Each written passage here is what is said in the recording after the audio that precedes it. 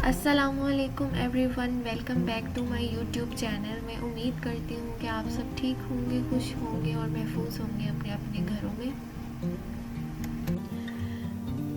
Corona की third wave बहुत strong I है। प्लीज़ आप लोग अपना ख्याल रखें और बहुत ज़रूरी हो तो घरों से बाहर निकलें और मास्क पहनें और सैनिटाइज़र्स अपने पास रखें और बार बार अपने हाथों को सैनिटाइज़ करें। आज हम बात करेंगे मायूसी के बारे में और साथ में ऑब्वियसली इशफाक अहमद की बुक से भी मैं कुछ आपको रीड करके बताऊंगी। तो आप वीडियो को ऑन करें और साथ साथ अपने काम करें और साथ साथ मेरी बातें सुनते रहें। मायूसी क्या है?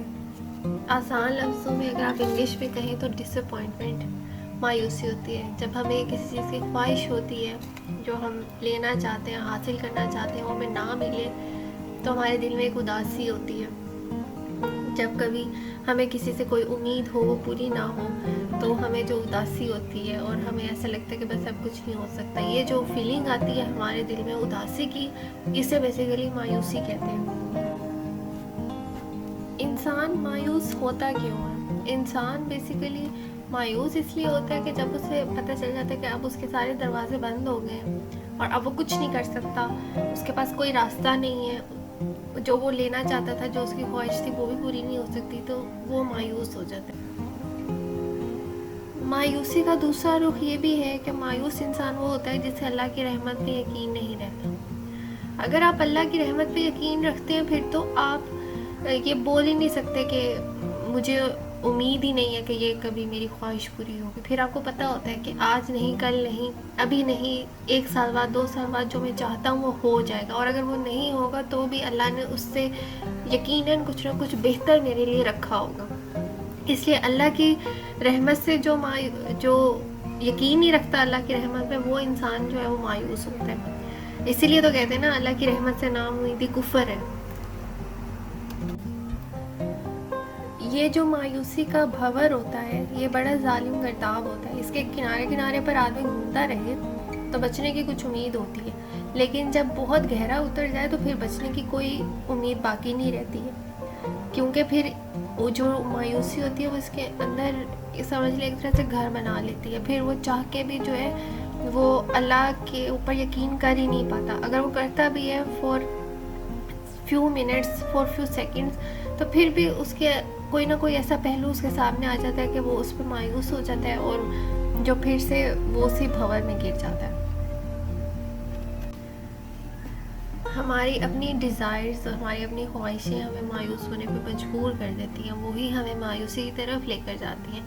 हम अपनी ख्वाहिशें अपने पसंद के मुताबिक करते हैं, लेकिन कभी कभी हम कोई किसी ऐसी चीज़ की ख्वाहिश कर लेते हैं जो हमारे सर्कमस्टांसिस पे पूरी नहीं आती, जो हम शायद अफोर्ड नहीं कर सकते, जो शायद हमारे लिए बेहतर ना हो।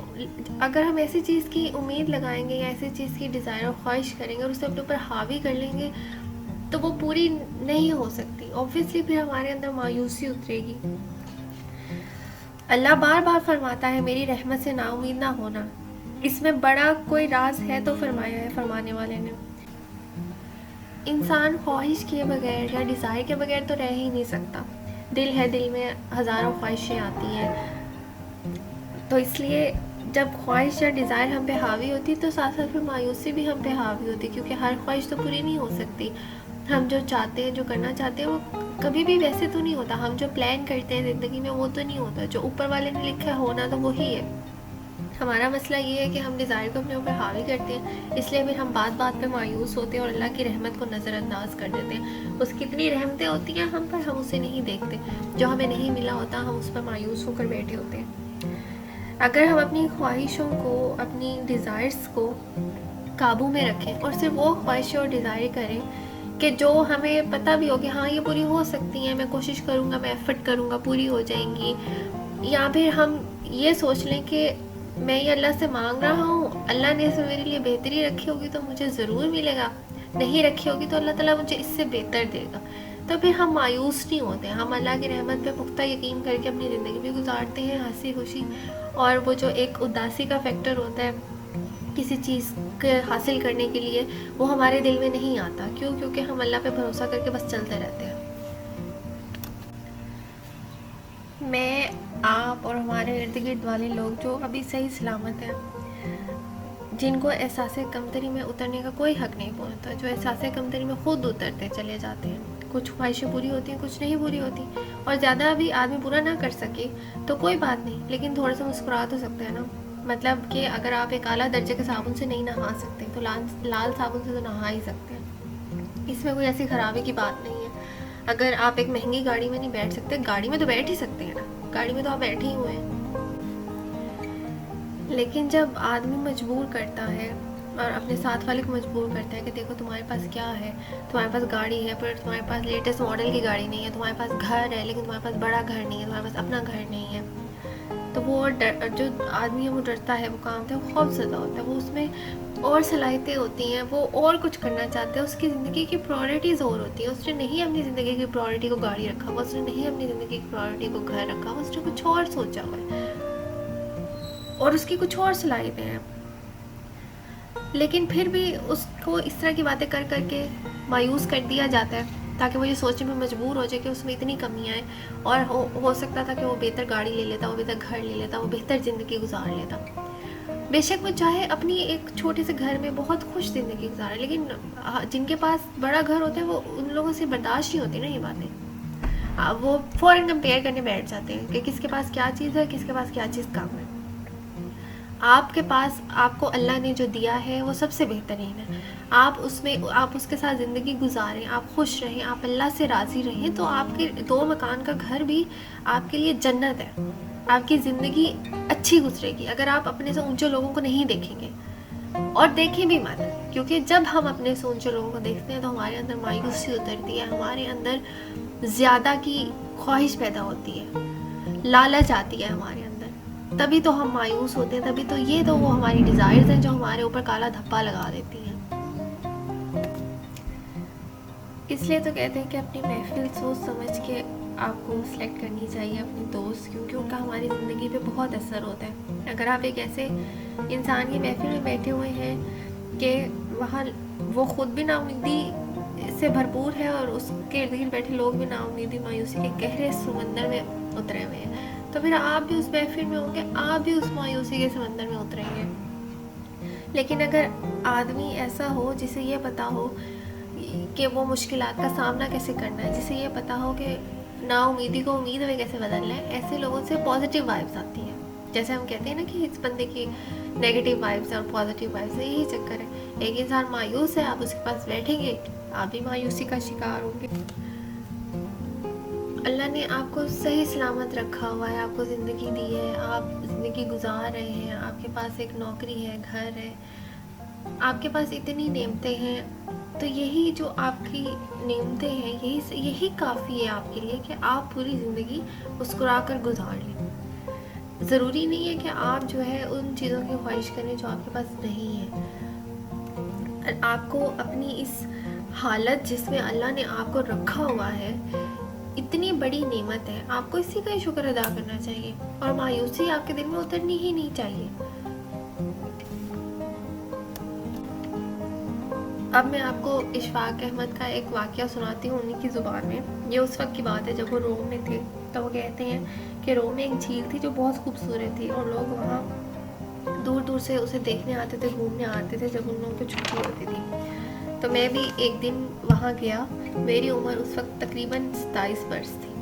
تو ایک نوجوان جو بہت اچھا خوبصورت تھا وہ کشتی پہ چڑھا اور چڑھ کے ڈانس کرنے لگا. کشتی ڈگمگائی، اس کا بیلنس خراب ہوا اور وہ جھیل میں گر گیا. اس کو تیرنا نہیں آتا تھا تو اس نے مدد کے لیے چلانا شروع کر دیا. میرے پاس ایک 62 آلموسٹ ایئرس کا ایک آدمی بیٹھا تھا. اس نے اس نوجوان کو پانی میں ڈوبتے دیکھا تو اس نے فوراً اپنے شوز اور کپڑوں سمیت جھیل میں چھلانگ لگا دی اسے بچانے کے لیے.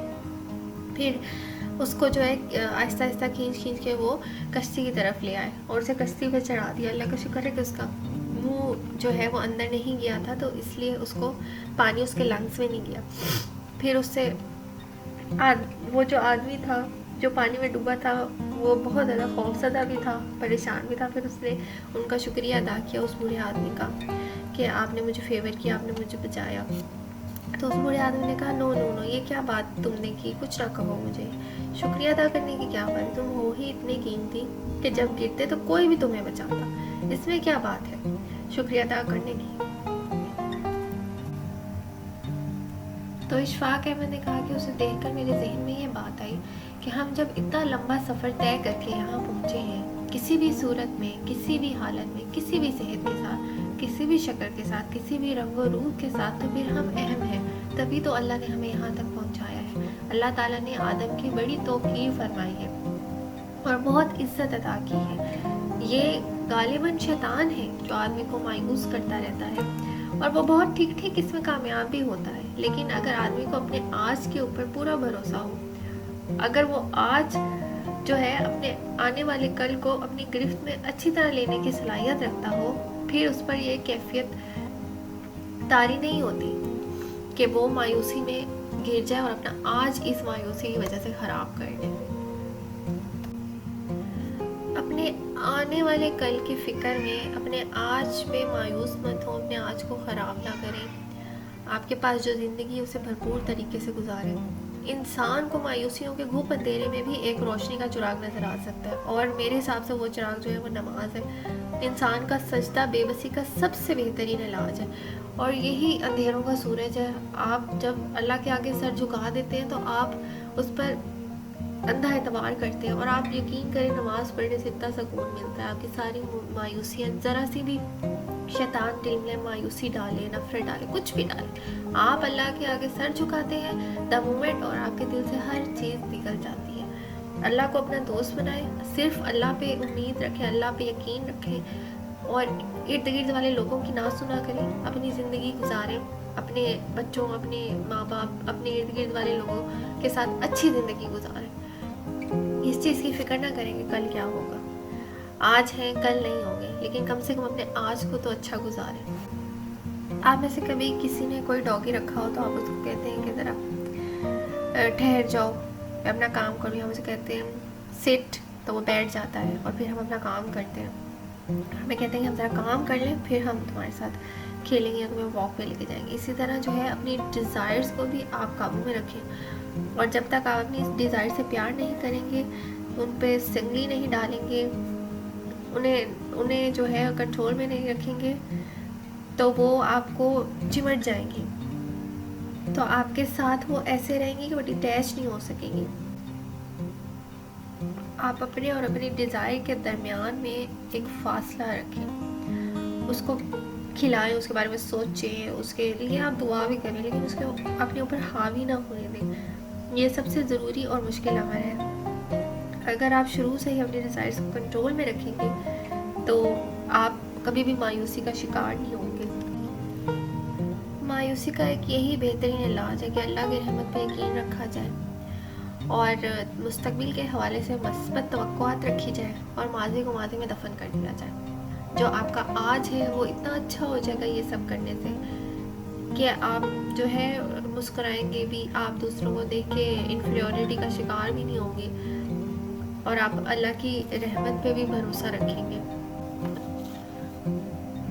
मेरी अल्लाह से दुआ है कि अल्लाह ताला हम सबको अपनी रहमत पे यकीन रखने की तौफीक अता फरमाए और हमें मायूसियों के अंधेरों से निकाल दे, हमारे दिलों को रोशन कर दे और हमें नमाज में इतना सुकून मिल जाए कि हमें इर्द गिर्द दुनिया से कुछ भी ना लेना देना रहे।